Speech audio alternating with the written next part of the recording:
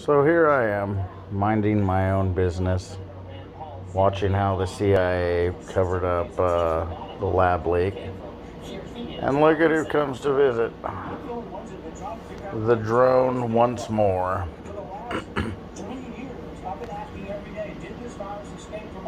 Where did it go? Am I tripping there? Oh, there we go. It's let me see it from up here.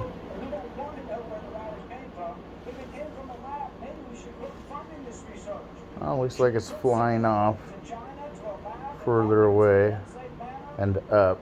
I guess that's good.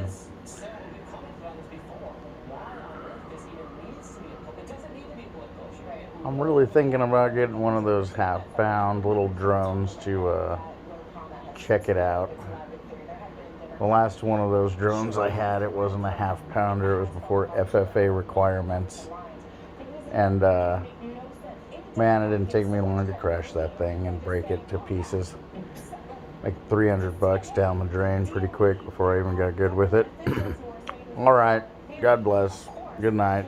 Just remember, Big Brother's watching you.